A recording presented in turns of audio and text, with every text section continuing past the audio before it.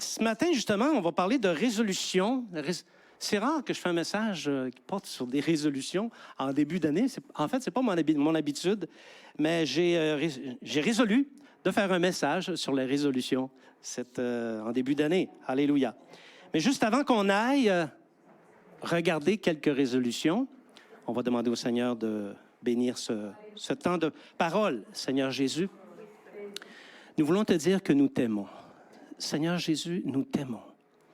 Et nous sommes vraiment privilégiés de pouvoir être réunis entre frères et sœurs, et même entre frères et sœurs de plusieurs nations, afin de pouvoir te célébrer, t'honorer, Seigneur, et considérer la parole que tu as à nous donner. Ce matin, Seigneur, s'il y a des préoccupations dans nos esprits, on te demande de les chasser, de chasser toutes ces préoccupations, afin qu'il n'y ait pas d'entrave au travail du Saint-Esprit dans nos cœurs.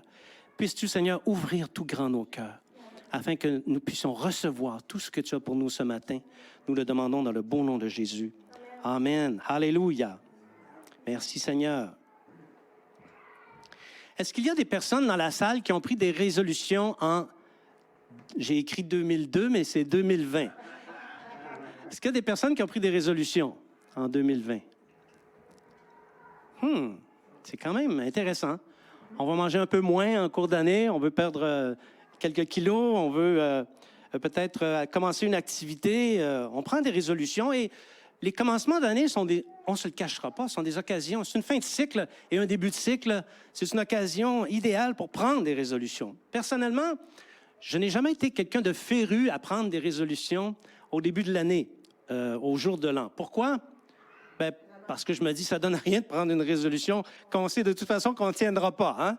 Donc, mieux vaut ne pas en prendre plutôt qu'en prendre une et ne pas la suivre.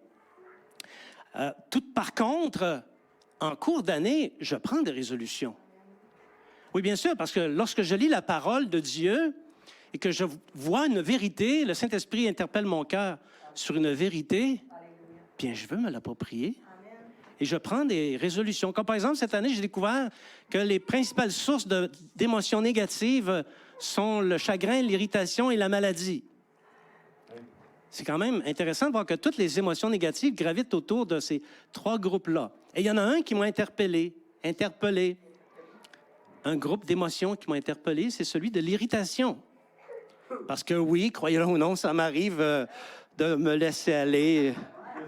Je me souviens encore, la dernière fois, c'était en 1960. Non, mais l'irritation, on se laisse pas aller. J'ai compris qu'on ne devait pas se laisser aller à l'irritation et je travaille ça dans mon âme. J'ai pas pris ça au début de l'année. J'ai pris ça au mois de juillet à août, quelque chose comme ça. Et par la grâce de Dieu, je garde le cap. Amen. Merci, Seigneur. Dans le Seigneur, je pense qu'il est bon, quand même, ayant dit tout ceci, en début d'année, de prendre une résolution. Mais une résolution qui concerne les choses du Seigneur. Parce que, oui, c'est vrai qu'au quotidien, on marche dans la sainteté. On lit la parole, on laisse la parole nous transformer et on cherche à plaire au Seigneur. Mais parfois, plus souvent qu'on peut même le penser, notre volonté peut résister. Elle peut résister à des éléments de base dans la foi. Et on a assez d'expérience dans le Seigneur pour savoir qu'il y a tellement d'inclinaisons du cœur que vient un temps où il y a des résistances qui s'installent. Et ces résistances peuvent entraîner des déficiences et provoquer des écarts dans l'expression de notre foi. C'est-à-dire, si le standard de Dieu est là, bien nos résistances nous gardent ici et ça nous empêche de nous développer et à quelque part, ça donne la chance ou l'occasion à nos penchants naturels de s'exprimer. Et vous savez que si on laisse nos penchants naturels s'exprimer, bien, ça va nous conduire à commettre des choses qui ne plaisent pas au Seigneur. Vous savez qu'au chapitre de la pratique chrétienne, je ne sais pas combien on est dans la salle ce matin, mais mettons qu'on est, tiens, je donne un chiffre comme ça, je n'ai pas compté, mettons qu'on est 35, OK? Bien, il y a 35 points de vue différents sur la façon d'envisager la pratique chrétienne. Un tel a lu quelque chose dans la Bible, il le met en pratique. L'autre à côté l'a lu, mais pour lui, ça n'avait aucune importance. Pour lui ou pour elle, ça n'avait aucune importance. Et ça fait en sorte que certains voient les choses comme étant toutes importantes et d'autres voient les choses comme n'étant pas importantes et ils vont se contenter du minimum. Je connais plusieurs chrétiens qui exercent une vie chrétienne du strict minimum. Et pour eux, ils estiment que c'est suffisant. Il y en a d'autres qui mettent tout en pratique et se font accuser d'être trop zélés, de capoter. Capoter, c'est une expression québécoise qui veut dire que ça veut dire quoi, capoter? Hein? Virer sur le top, c'est ça que ça veut dire. Virer fou. Capoter, c'est changer notre esprit complètement. Et ou encore d'être plus catholique que le pape. Ça, tout le monde comprend ça. Hein? Parfois, on se fait accuser de ça. Par contre, chose certaine, c'est que ceux qui capotent sur les choses du Seigneur, si on veut utiliser cette expression, je crois qu'ils plaisent au Seigneur. Vous savez, les comportements chrétiens sont variés. Et il y a toutes sortes de pensées. Et c'est tellement vrai qu'il y a des auteurs de par le monde, en français entre autres, qui se sont penchés sur un tas de questions. L'euthanasie. Que pensez-vous sur l'euthanasie? La contraception. Le travail au noir. Je sais que personne ne fait ça ici. Hein? Le poker, le divorce, le tabac, les jeux d'argent, le sabbat, l'alcool, les boucles d'oreilles, le piercing, les tatous, les acceptables, les discothèques, la télé, les tablettes, les téléphones portables, les dons d'organes, les jeux d'argent. En voulez-vous des sujets d'éthique et de pratique chrétienne? Il y en a un et un autre. Et je crois que pour chacun de ces aspects de la pratique chrétienne, on doit viser vers le haut. On doit viser sur la manière dont Dieu envisagerait les choses et non pas le minimum. Alors, c'est quand même, c'est bien au regard du Seigneur, alors que toute l'Église sera en période de jeûne et de prière, de cibler nos défaillances dans la foi, parce qu'on en a tous. On a tous des défaillances dans la foi. Est-ce qu'il y a quelqu'un ici qui n'a aucune défaillance dans la foi? On vous regarde. Levez la main. Levez la main. Bon, il n'y en a pas beaucoup, hein? Mais c'est bon de les considérer, ces défaillances dans notre foi, et de prendre une décision définitive en vue de résoudre ces défaillances dans notre foi. Aujourd'hui, nous allons passer en revue quelques résolutions possibles. J'en ai développé quelques-unes. On va en examiner les standards, peut-être profiter de l'occasion pour vérifier notre niveau d'intégrité par rapport à ce standard et déterminer s'il y a lieu de prendre l'une ou l'autre des résolutions qu'on va examiner. Bon, l'idée ici, ce n'est pas de s'approprier toutes les résolutions. Parle-moi pas de quelqu'un qui, le 1er janvier, m'énumère 5 résolutions. C'est sûr qu'il va passer à côté de la plaque. C'est sûr. On en choisit une ou deux. Dans toutes celles qu'on va voir aujourd'hui, je ne ferai pas peser sur quiconque la nécessité de les prendre toutes, mais s'en approprier une, peut-être deux, serait une bonne chose, surtout s'il y a une déficience par rapport à cette chose-là. Et si on réussit, croyez-moi, ça va être une nette progression vers la perfection.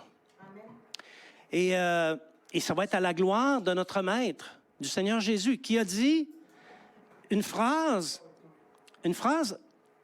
qui est difficile à comprendre. Non, elle est facile à comprendre, mais elle est difficile à entrevoir, parce que Jésus a dit ceci. Il a dit ceci: « Soyez parfaits comme votre Père céleste est parfait. »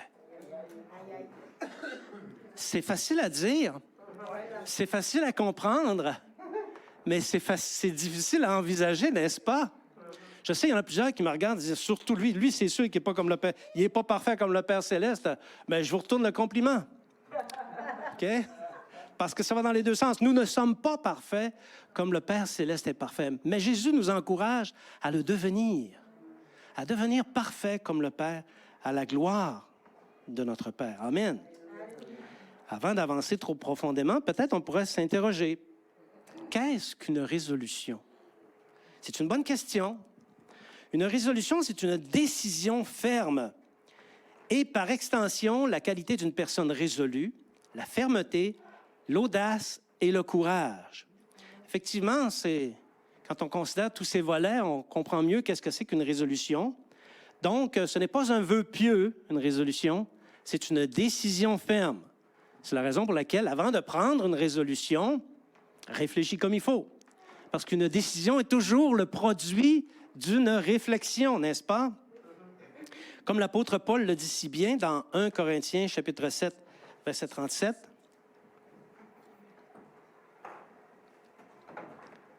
1 Corinthiens, dans vos Bibles non numériques. Moi, je suis d'avis qu'on retient plus la Bible en papier que la Bible numérique. C'est mon point de vue. Vous n'êtes pas obligé de le partager, hein? Par contre, moi, je le partage. Mais celui qui a pris une ferme résolution, sans contrainte et avec l'exercice de sa propre volonté, et qui a décidé en son cœur de, alors vous pouvez mettre la valeur que vous voulez, celui-là fait bien. Voilà ce qu'est une résolution, une ferme décision sans contrainte avec l'exercice de notre propre volonté. Alléluia. Donc, c'est une décision ferme. Et ce n'est pas un vœu. Tantôt, je parlais de vœu pieux, mais je vais être un peu plus sérieux. Ce n'est pas un vœu parce qu'un vœu, on ne connaît pas l'issue. On ne peut connaître l'issue d'un vœu. Dans le fond, c'est une prière. Quand on fait un vœu à Dieu, c'est une prière. On dit, Dieu, si tu m'accordes ceci, je vais faire cela. Mais ça ne veut pas dire que le ceci va être accordé. Comprenez? Le vœu ne dépend pas de la personne, alors que la résolution dépend résolument de la personne. Dans le Seigneur, je crois qu'une résolution doit perdurer dans le temps. Je me souviens quand j'étais jeune, lorsqu'on s'est converti, à l'époque, il n'y avait pas les tablettes, il n'y avait pas les téléphones portables. Par contre, il y avait la télévision. OK? Et puis, étant jeune chrétien, le Saint-Esprit nous avait parlé, à moi et à Mimi, il nous avait dit que ce serait bon qu'on n'ait pas la télévision à la maison. Et plusieurs chrétiens s'étaient sentis interpellés avec ça aussi.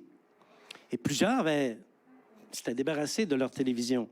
Mais je peux vous dire que quand les semaines passent, les mois passent, on dirait qu'il y a un élastique après cette télévision-là, hein, parce qu'elle revenait dans les maisons.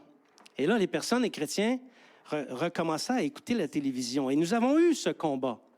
Mais je peux vous dire que jamais la télévision n'est entrée dans notre maison. Nous avons élevé nos 5 enfants sans l'aide de la télévision, si on peut appeler ça une aide. Là. Non, personnellement, je ne vois pas en quoi la télévision est une aide. Mais on avait pris cette ferme résolution, cette ferme décision, et on l'avait tenue, et on l'a tenue dans le Seigneur. Alléluia. Ça doit perdurer dans le temps. Parce que si un jour le Saint-Esprit te parle sur une chose, puis qu'il te dit ça plaît à Dieu, bien, si ça plaît aujourd'hui, ça va plaire toujours. Le Seigneur ne va pas arriver au bout de 6 mois, il va dire, OK, là, je suis tanné de ta résolution, de la bonne décision que tu as prise, là, je suis tanné, tu peux arrêter. Non, ça ne fonctionne pas comme ça. Une résolution, c'est permanent. Dis-le avec moi, c'est permanent. C'est la raison pour laquelle il faut utiliser l'exercice de notre réflexion et de notre volonté propre. Et il y a aussi une autre chose qu'il faut dire, c'est que Dieu a en horreur les gens inconsistants, de ceux qui disent et qui ne font pas. Et croyez-moi, en Occident, on est spécialiste là-dedans. On en dit des choses et on n'en fait pas. Tellement qu'on a une expression maintenant pour qualifier ces gens-là, on dit les diseux. C'est des diseux. Ils en disent bien des affaires, mais ils font rien. Et personnellement, maintenant, ça fait partie de ma grille d'analyse. Sachez-le, je vous le dis, je vous dévoile un secret. Ça fait partie de ma grille d'analyse. Quand quelqu'un me parle, je me dis, est-ce que c'est un diseux?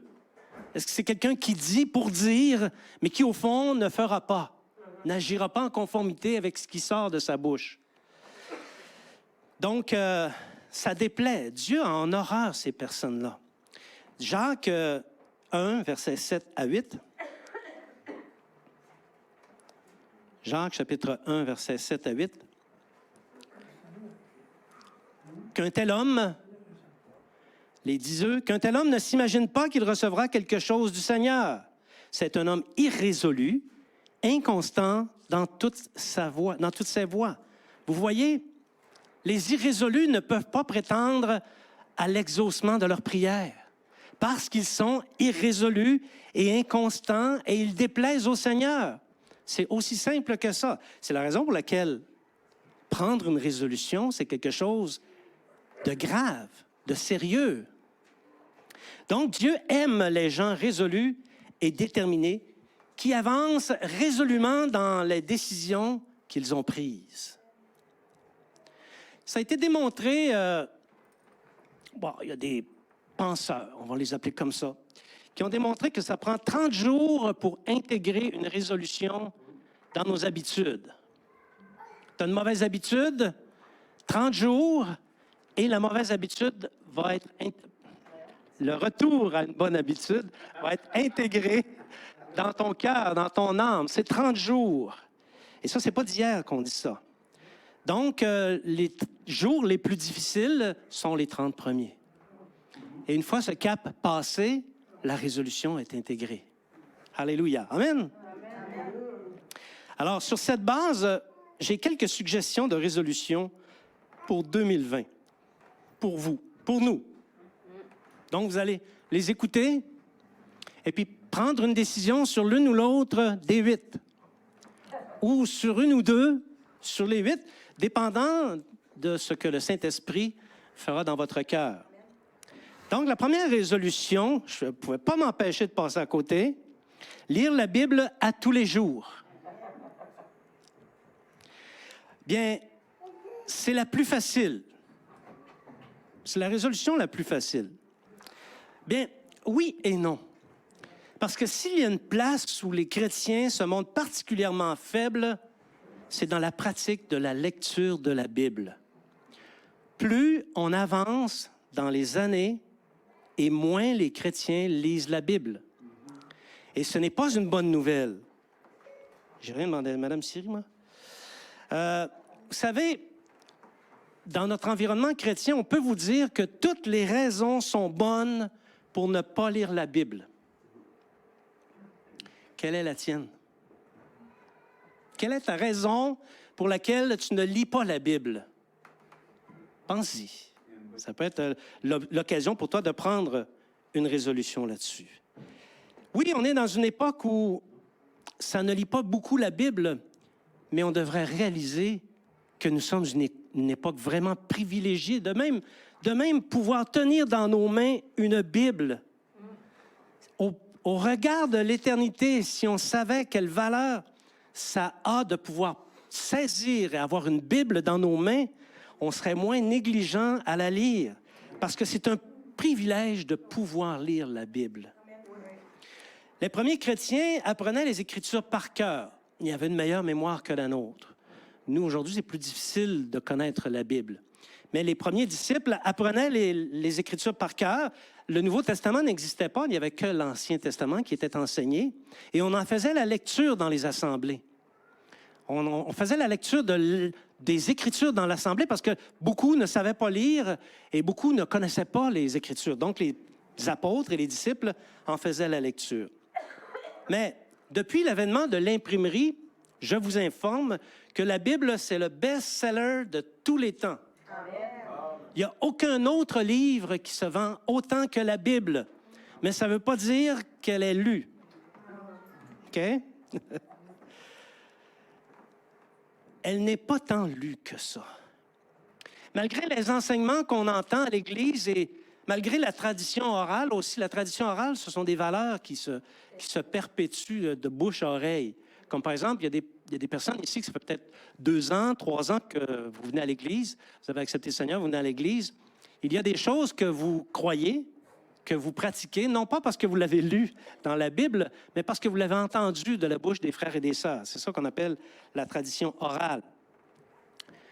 Donc, mais malgré ça, malgré les enseignements et la tradition orale, on ne connaît pas la Bible tant que ça. Et pourtant, nous sommes encouragés à nous attacher à la parole. Tite, chapitre 1, verset 9. L'apôtre Paul nous encourage, Tite, chapitre 1, verset 9, l'apôtre Paul nous encourage à être attachés à la vraie parole telle qu'elle a été enseignée, afin d'être capable d'exhorter selon la saine doctrine et de réfuter les contradicteurs. Quand tu rends témoignage au Seigneur Jésus, Si tu ne connais pas la Bible, tu es handicapé. Tu es comme quelqu'un qui a des pierres dans la bouche.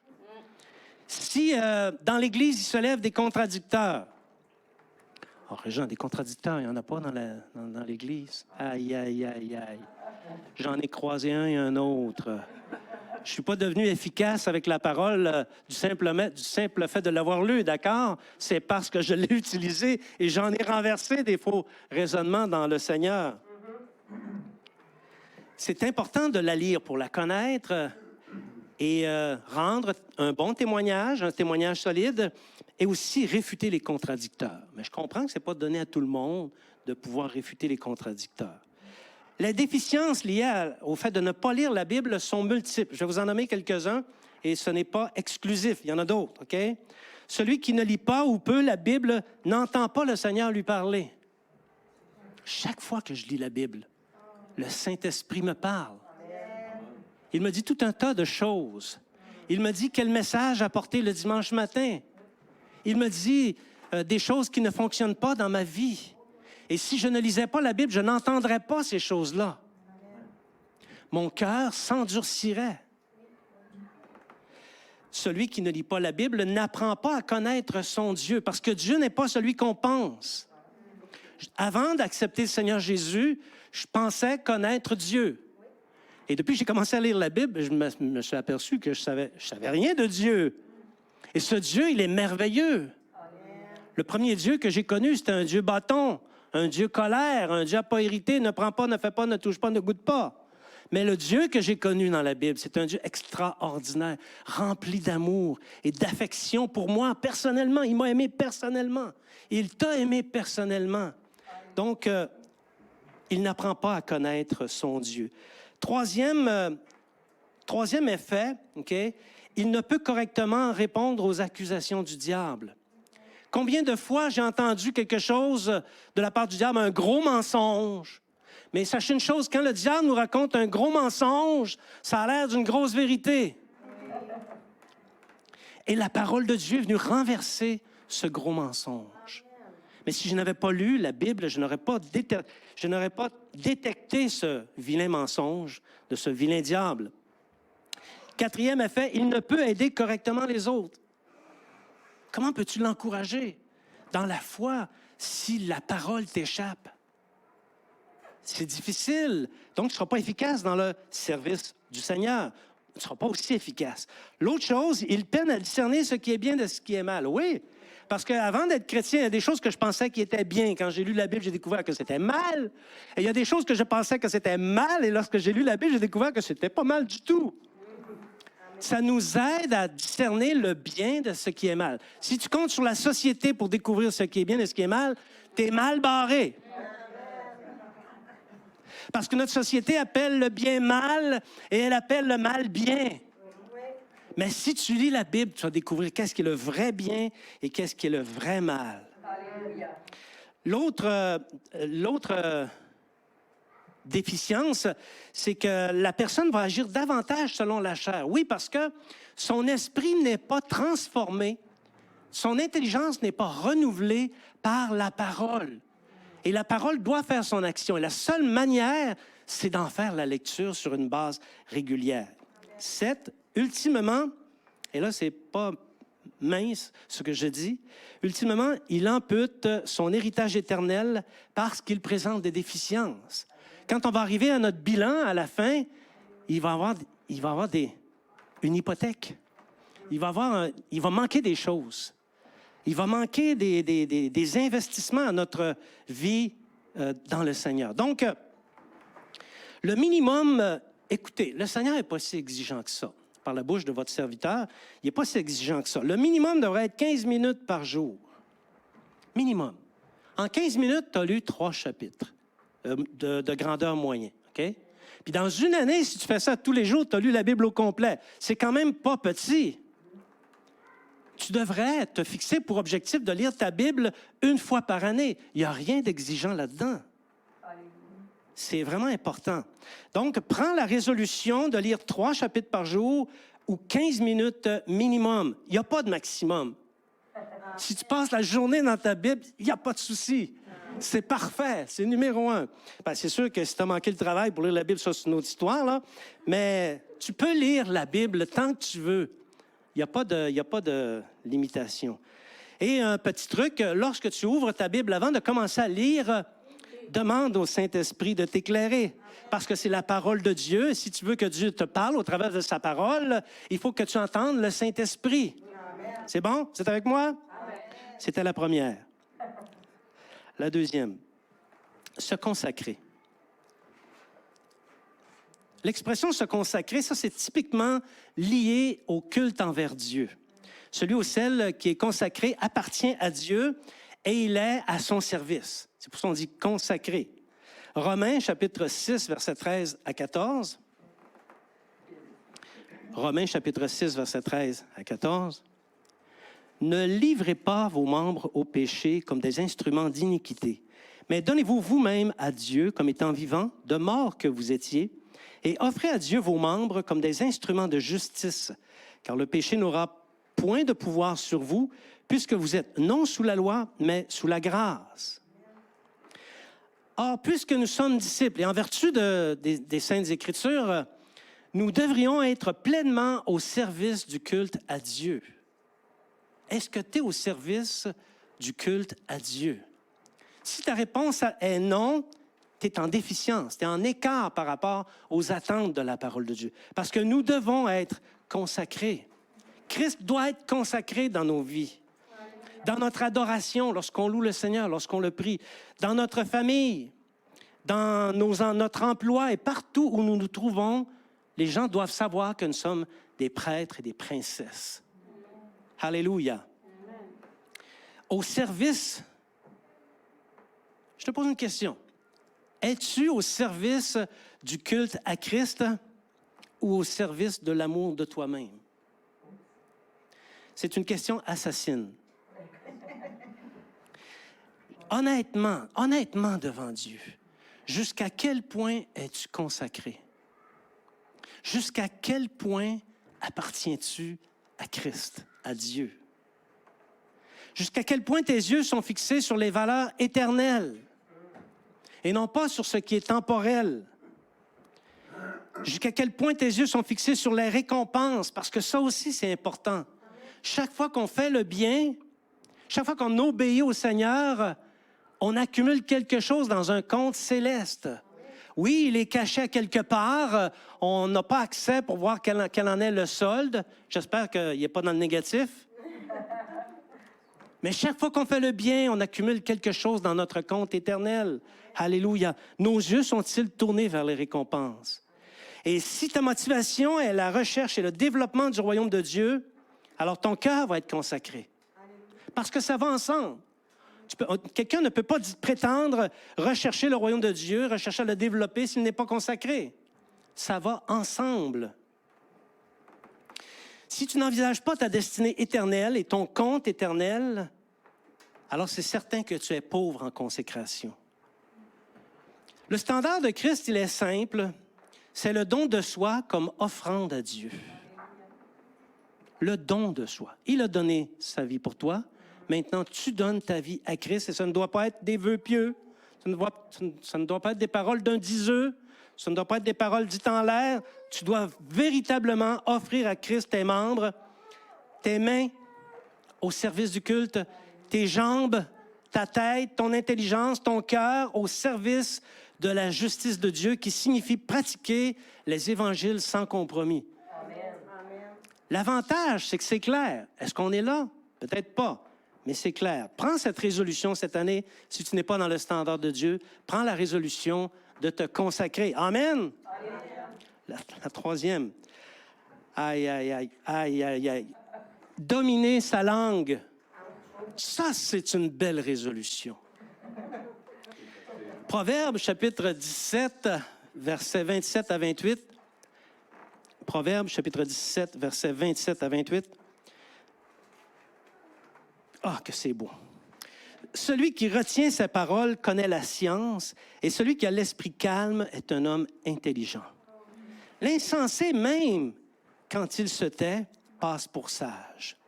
Celui qui ferme ses lèvres est comme un homme intelligent. Oh, Veux-tu avoir l'air intelligent?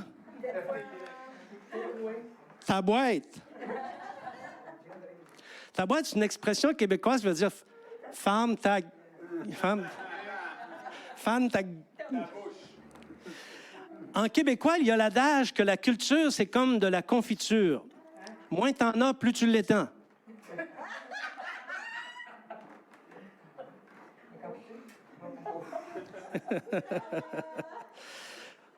Si tu as quelque chose à dire, si quelque chose doit sortir de ta bouche, s'il te plaît, que ce soit des bénédictions, sinon ta boîte. Et si, oui, les choses doivent avancer, on s'entend là-dessus, les choses doivent avancer. Tu peux parler pour faire avancer les choses, il n'y a aucun souci. Mais si c'est pour autre chose, ta boîte. Proverbe chapitre 18, 21. Proverbe chapitre 18, verset 21. La langue a un pouvoir de vie et de mort. Ceux qui aiment parler goûteront les fruits. Non seulement ça, mais si tu aimes parler et te laisser aller avec la langue, tu l'aimes, tu la trouves belle, puis tu aimes ça l'étendre, OK? Il y a risque, croyez-moi, d'introduire du poison dans les oreilles de ton interlocuteur. Du poison même dans l'assemblée. Nous, ma famille et quelques personnes ici, nous venons d'une assemblée où il y avait 2 langues de vipères. Vous savez c'est quoi une langue de vipère? Je vous apprends rien, là. OK? 2 langues de vipères qui ont contaminé toute l'assemblée. Et leur plaisir, c'était la doctrine du vipérisme. Le mot n'existait pas, je l'ai inventé.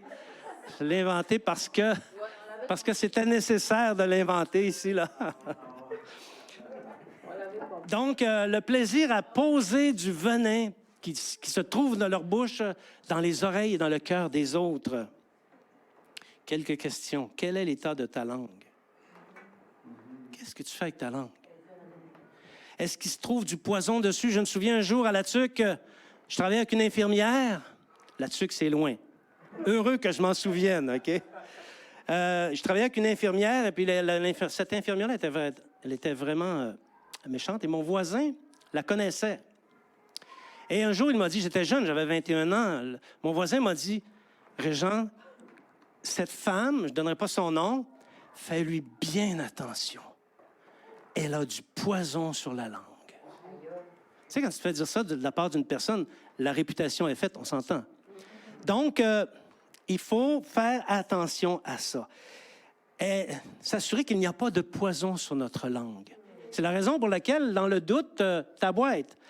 Quelqu'un sort-il de ta présence contaminé quand tu parles? Est-ce que quelqu'un sort de ta présence contaminé de sous-entendus, de mensonges et de potins?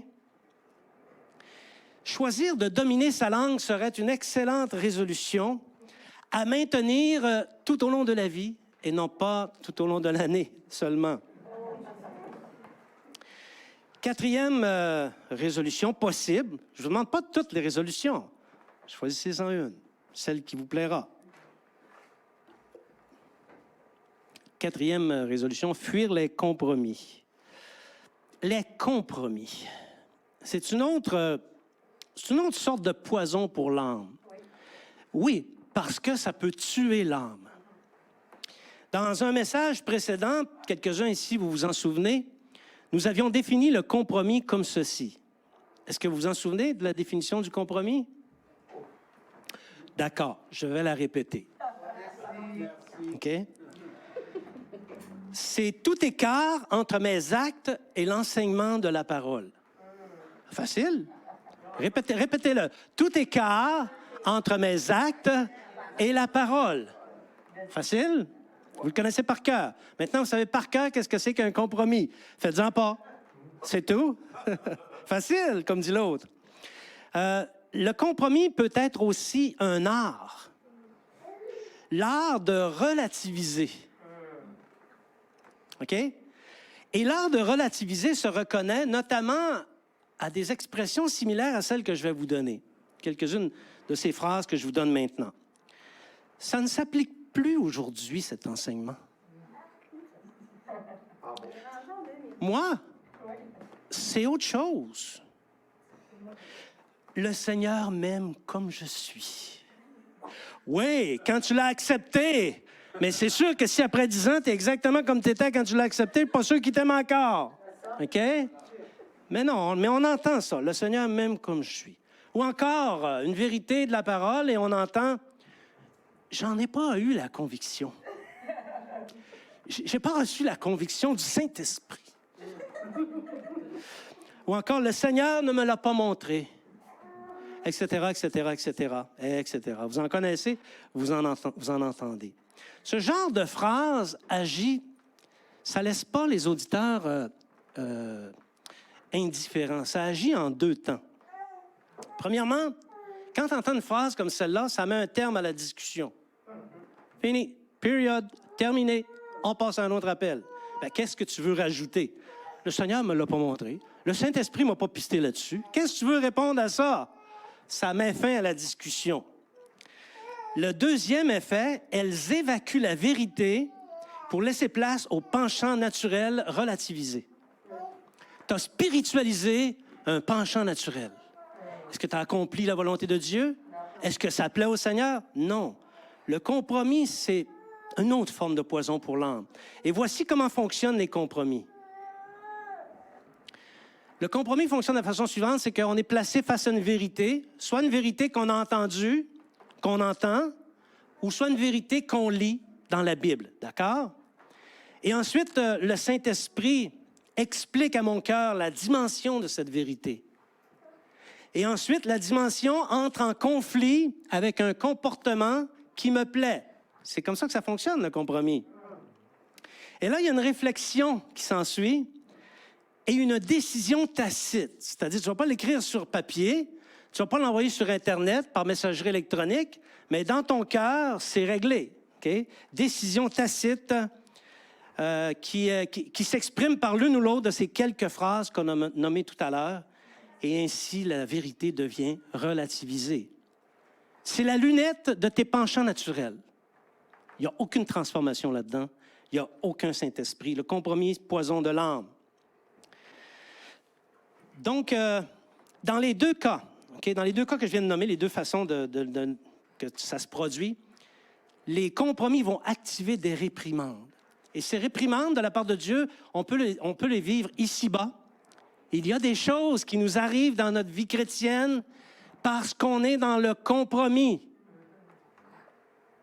Et attention, ici, je ne parle pas de l'ignorance. D'accord? On va s'entendre sur une chose. Dans l'ignorance, il n'y a pas de relativisation. Je ne peux pas être réprimandé sur une chose que j'ignore, à moins que ce soit le code de la route.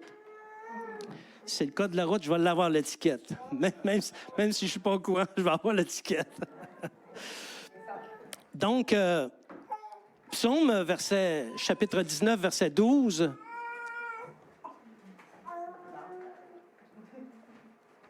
Psaume, chapitre 19, verset 12. « Qui connaît ses égarements? Pardonne-moi ceux que j'ignore. » Donc, voilà pour l'ignorance. Par contre, si je lis une vérité dans la Bible et que je ne la pratique pas, ce n'est pas de l'ignorance. Oh, on pourrait dire en québécois, c'est une ignorance crasse. Fait exprès de ne pas le savoir, mais je sais très bien, c'est une ignorance crasse. Le compromis, dans ses formes les plus hypocrites, peut faire rater la cible de l'éternité, je le crois, parce qu'elle traîne son lot de péchés.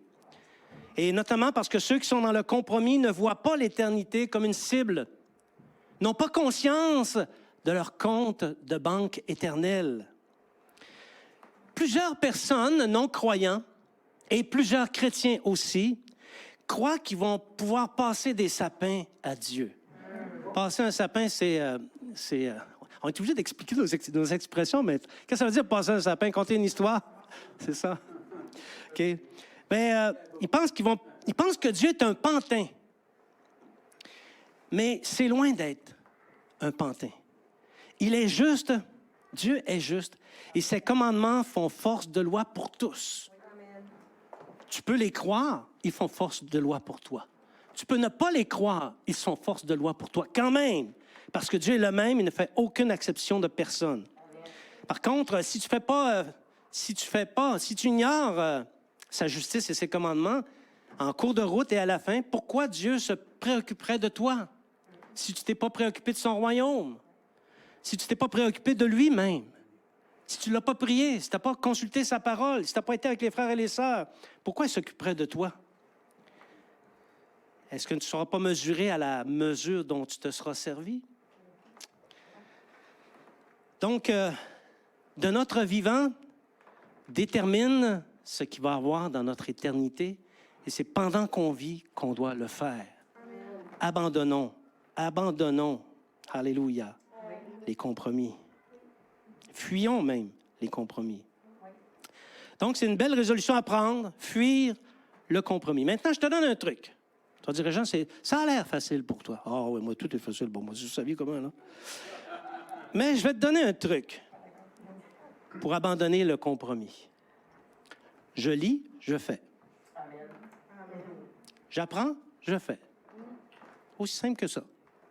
Je lis, je fais, j'apprends, je fais, et tu vas fuir le compromis. C'est une super de belle ligne de conduite pour la vie. Cinquième résolution, possible, hein? On parle tout de possibilités là, hein? Prendre garde au divertir. Qu'est-ce que c'est ça, Régent? Je ne peux pas dire divertissement, parce que ce n'était pas correct de dire divertissement. Par contre, le sens du divertir, oui, il y a un propos là-dessus. C'est-à-dire, le divertir, c'est l'inclinaison ou la tendance à rechercher le ludique ou encore ce qui est le fun, ce qui est beau, ce qui est agréable, ce qui fait plaisir au sens. Voilà ce qu'est le divertir. Passer du temps avec les autres en riant, rire. Ça, c'est bien important. Écouter les comédiens, ça, c'est bien important. Rire, c'est bien important. Et ça, c'est sans compter le divertir moderne, l'ère numérique, les portables, les tablettes, les ordinateurs. Comment était la vie avant ces gadgets-là? On l'a oublié, je pense. Hein? Vous savez, ces gadgets, tous ces gadgets qui nous scotchent les yeux à l'écran, ça fait. Puis quand tu t'enlèves les yeux, ça fait pop! Tellement que ça fait longtemps que tu es scotché dessus. Ces gadgets nous gavent de leur application, qui parfois sont bonnes, disons-le, mais parfois elles sont malsaines, soit par nature ou soit par l'utilisation qu'on en fait. Donc, toutes ces choses qui, bien que stimulant les sens, peuvent faire la guerre à l'âme et à l'esprit du Seigneur. Tu dis que tu n'as pas le temps de lire et de prier. Bien, combien tu passes de temps sur ces gadgets? Combien tu passes de temps à la télévision? Si tu as passé 1 heure, j'ai toujours eu ce combat-là dans mon esprit, si je passe plus de temps dans une activité ludique que mon temps de prière et de lecture de la Bible, je me sens coupable. J'en vois qui hochent de la tête, c'est parce qu'ils sont d'accord avec ça. Hein? Bien, c'est ça. À quelque part, il y a le Saint-Esprit qui parle. Hein? Donc, 1 Corinthiens, chapitre 10, verset 7. 1 Corinthiens, chapitre 10, verset 7. Ne devenez point idolâtres comme quelques-uns d'eux, selon qu'il est écrit, le peuple s'assit pour manger, pour boire, puis ils se levèrent pour se divertir. On continue sur le divertir. Il y a des pièges dans notre génération contre lesquels il faut prendre garde. On entend des choses. Et parfois, ça sort de la bouche des chrétiens. Il y a beaucoup de gens qui adhèrent à des philosophies comme « work hard, play hard ». Vous avez déjà entendu ça?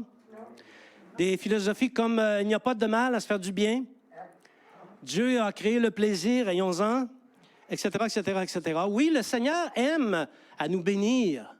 Tu sais, toutes ces affaires-là, ça ne vient pas du diable, mais ça peut tourner en idolâtrie, par contre.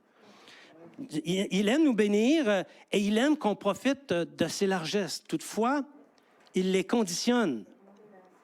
Elles sont conditionnées. C'est bon manger et boire. Il y a un temps pour manger et boire. Et il y a un temps pour jeûner. OK? Luc, chapitre 21, verset 34. Prenez garde à vous-même, de craindre que vos cœurs ne s'apesantissent par les excès du manger et du boire et par les soucis de la vie, et que ce jour ne vienne sur vous à l'improviste, en parlant du jour du retour de Christ. Si ton cœur s'est alourdi par le divertir, il est possible que le jour du Seigneur vienne à l'improviste et que ton âme étant inadéquatement préparée elle succombera au jour du malheur parce que le jour où Christ va apparaître sur la terre, les hommes vont succomber. Les hommes vont succomber. Alourdir indique un état qui réduit considérablement la mobilité spirituelle parce que notre esprit est mobile. Et en esprit, on peut être efficace comme on peut être inefficace. Quand tu es sobre, quelqu'un qui est sobre, ou encore quelqu'un que ça fait un jour qu'il n'a pas mangé, lui, là, dans le Seigneur, il est prêt à tout. Il est prêt à tout. Chasser les démons, guérir les malades, faire des signes et des prodiges, il est prêt à tout. Par contre, celui qui s'épivarde partout, le ventre plein, n'est prêt à rien. Il ne peut pas, il n'est pas prêt. Vous avez entendu le sens ici, là? C'est deux extrêmes, OK? Les premiers disciples avaient compris ces choses. Et quand on lit le récit de ces gens-là, on voit qu'il y avait même des pratiques qui s'étaient développées pour contrer ces dangers, ces pièges qui guettent l'âme. Il y avait un courant qui s'était développé en même temps que la propagation de l'Évangile. L'ascétisme, ce n'est pas le fait d'aimer le vinaigre. L'ascétisme, c'est le refus de satisfaire la chair. Le refus, je refuse de satisfaire ma chair. Et ça s'est développé. Et de ce courant-là sont nés les contemplateurs. Les contemplateurs commençaient à manger le mercredi. Lundi, mardi, mercredi, ils étaient sans manger, commençaient vers la fin du jour à manger. Ils ne buvaient que de l'eau. C'était des gens qui étaient extrêmement modestes. Donc, les contemplateurs, les vœux sont apparus, vœux de chasteté, vœux de pauvreté. Et sans dire que tout ça est la volonté de Dieu ou c'est quelque chose que Dieu a voulu, il se trouve néanmoins dans ses idées des choses qui sont vraies, qui sont importantes. Et croyez-moi, il faut guerroyer contre nos sens et non leur donner tout ce qu'ils demandent. Il faut aussi gérer notre temps. Et ça va nous aider à lutter contre le numérique et le laxisme. Il y a au moins deux outils pour lutter contre le divertir. Le jeûne et la tempérance. Ne pas manger et demeurer toujours en maîtrise de soi, soit qu'on mange, soit qu'on boit. Jeûne et tempérance. Alors, pourquoi ne pas choisir cette résolution que de prendre garde au divertir? Ça serait une bonne idée. Augmenter notre foi. J'accélère ici. Les disciples disaient au Maître, « Seigneur, augmente-nous la foi. » Et là, il a donné un enseignement sur la dimension de la foi. Et cette dimension, c'est le grain de sénévé. Qu'est-ce que ça serait si je peux faire ça avec un grain de sénévé? Si j'avais l'arbre au complet, qu'est-ce que je pourrais faire? Ce serait extraordinaire. Vous comprenez? La foi, c'est quelque chose qui peut grandir. Une foi statique, c'est une foi qui est mourante. La foi vient de ce qu'on entend et ce qu'on entend vient de la parole de Dieu. Alors bien, entendons la parole de Dieu. Il y a 244 références à la foi dans le Nouveau Testament. C'est donc dire qu'il y a de l'espace. De l'espace pour mieux le comprendre, de l'espace pour s'approprier des choses et de l'espace pour grandir dans la foi. La foi, on peut compliquer les choses, mais fondamentalement, c'est avoir confiance en Dieu. Une confiance indéfectible qui croit qu'il peut faire des miracles, qu'il peut ressusciter des morts, guérir des lépreux, opérer des signes et des prodiges lorsque nous rendons témoignage à la parole de Dieu. La foi peut agir dans notre santé, dans nos relations interpersonnelles. Elle peut agir, interférer dans notre destinée. La foi peut changer la destinée de quelqu'un. Elle peut changer les choses dans l'Église, dans nos familles. La foi possède de nombreux champs d'action. Et d'ailleurs, c'est comme un muscle. Plus tu t'en sers, plus il se développe. Moins tu t'en sers, plus il s'atrophie. Il y a plusieurs valeurs de prix qui sont véhiculées par la foi. La joie, la paix, la fermeté, la prédication, l'espérance, l'amour et plusieurs autres. Donc, on comprend que la foi, c'est l'antithèse de la stérilité spirituelle. Parce que, de par définition, la foi, c'est elle qui accomplit tous les desseins du Seigneur. Enlever la foi et les desseins du Seigneur ne pourront pas s'accomplir. Marchons avec foi, agissons avec foi, témoignons avec foi, soyons des gens reconnus pour leur foi. Seigneur, en 2020, c'est ma résolution à moi. c'est celle que j'ai choisie. En 2020, augmente-moi la foi, fais-moi voir comme tu vois, comprendre comme tu comprends et agir comme tu l'entends. Et pour vous, si vous le désirez, c'est aussi une bonne résolution à prendre. 7e résolution, vous commencez à être fatigué, là. Hein? Ça en fait des résolutions. Hein? Prioriser la vie de l'Église. Il y a beaucoup de personnes qui ont tendance à penser que la vie de l'Église, c'est la réunion du dimanche, s'ils sont disponibles. À mon avis, c'est une grave méprise. Voici quelques passages. Romains chapitre 12, verset 10. On va regarder 2 passages. Romains chapitre 12, verset 10 à 11 et Hébreux chapitre 3, verset 13. Par amour fraternel, soyez pleins d'affection les uns pour les autres, par honneur. Usez de prévenance réciproque, ayez du zèle et non de la paresse. Soyez fervents d'esprit, servez le Seigneur. Vous voyez, il n'y a pas grand place pour le divertir. Hein? Hébreux chapitre 3, verset 13. Mais exhortez-vous les uns les autres chaque jour, aussi longtemps qu'on peut dire aujourd'hui, afin qu'aucun de vous ne s'endurcisse par la séduction du péché. Si tu n'es pas dans la compagnie des frères, ton cœur va s'endurcir par la séduction du péché. C'est aussi simple que ça. Il y a ce passage, ou ces passages que nous venons de voir, et plusieurs autres passages indiquent que les frères, à l'époque de l'Église débutante, les frères s'assemblaient à tous les jours. Le matin, avez-vous déjà essayé ça, la prière en Église, le matin, avant d'aller travailler? Moi, j'ai déjà essayé ça. Je ne suis pas sûr que je serais capable de le refaire. Je ne suis pas sûr. Je suis honnête, OK? Donc, avant d'aller travailler, après le dur labeur de la journée, se réunir en groupe, en église-maison pour partager sur la parole, pour s'édifier les uns les autres. C'est comme ça que les premiers disciples agissaient. Mes amis, gens de la maison de Dieu, que s'est-il passé pour que l'Église soit devenue si légère dans sa vision de la vie de l'Église? Comment expliquer que quelques-uns supportent fort bien de ne pas se réunir avec les frères? Si vous n'étiez pas là, je mourrais. C'est aussi simple que ça. Je vous aime et je tiens à vous. Je sais que vous m'aimez aussi et vous tenez à moi, j'espère. Mais soyons,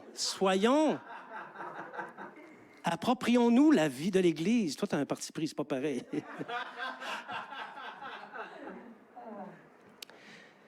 Rappelons-nous que l'Église, c'est le corps de Christ.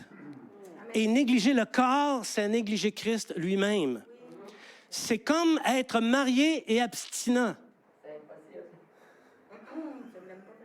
C'est un non-sens.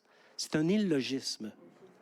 Il est primordial de démontrer objectivement qu'on aime les frères et les sœurs dans l'Assemblée, mais aussi dans les rassemblements de l'Église. Et on n'en a pas tellement, on en a nommé quelques-uns tout à l'heure.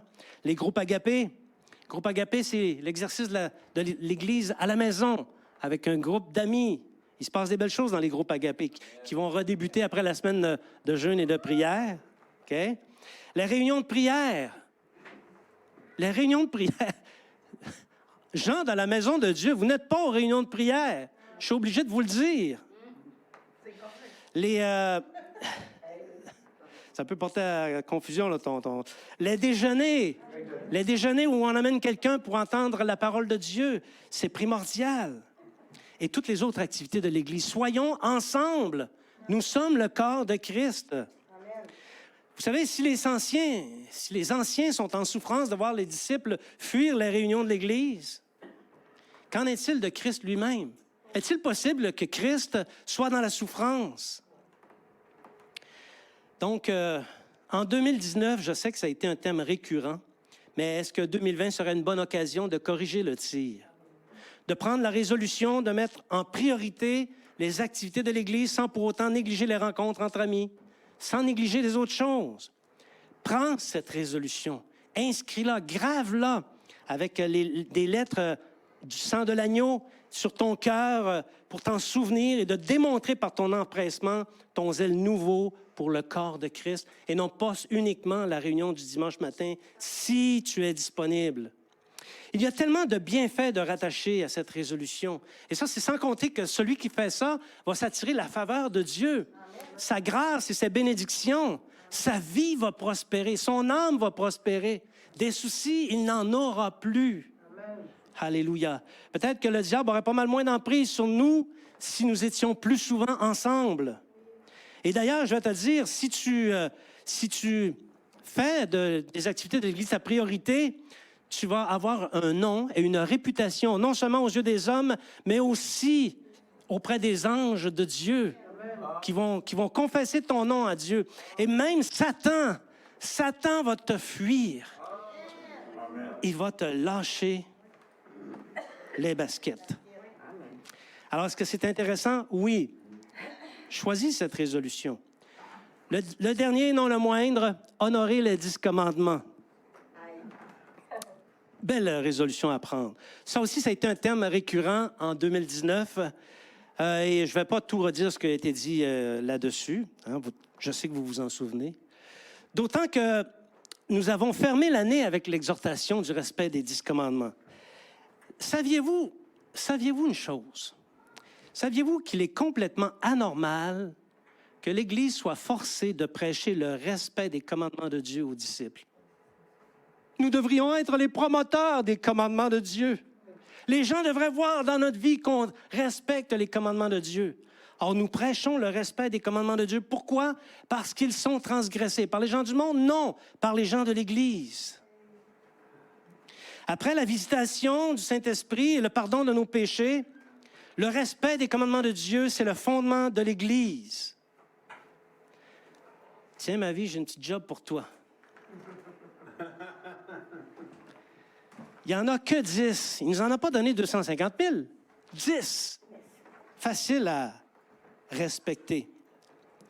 Donc, on distribue ici, là, il n'y en a que 25. Ceux qui sont en couple, n'en prenez qu'un. Seulement un, ceux qui sont en couple. Parce qu'on va en manquer. Ma vie, donne-en la moitié à Martial, il va faire la distribution.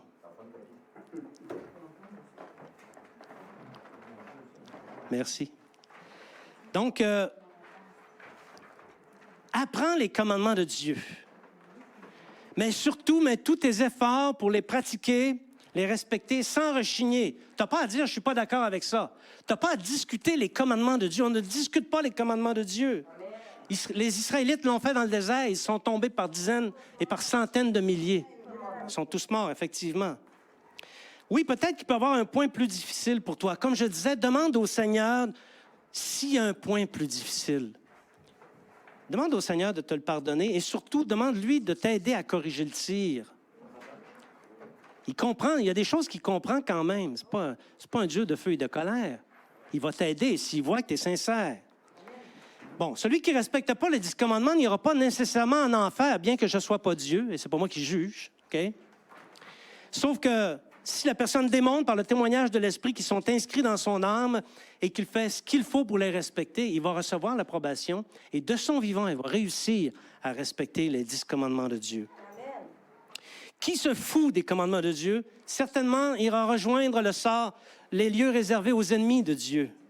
Honorer les 10 commandements, certes, une très bonne et une belle résolution à prendre en 2020. Alléluia. J'invite les musiciens. Voilà au moins 8 façons d'envisager la nouvelle année. Sans compter le fait que peut-être, au moment où je parlais, le Saint-Esprit a pointé quelque chose d'autre dans ton cœur, dans ton âme. Mais chose certaine, il y a de la place pour tous les croyants de choisir une ou deux de ces propositions de résolution afin de les intégrer définitivement et en permanence dans nos vies. Nous sommes d'avis que tout chrétien mature, écoutez bien ce que je dis,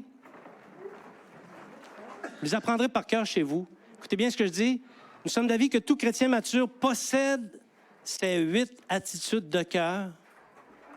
C'est ce que nous croyons. Et c'est parfait devant Dieu sous tous ses rapports. Toutefois, pour ceux qui tirent de l'aile, pour ceux qui tardent à comprendre, pour ceux qui résistent, voici une opportunité de prendre une décision de cœur et tenir bon. Laquelle choisis-tu?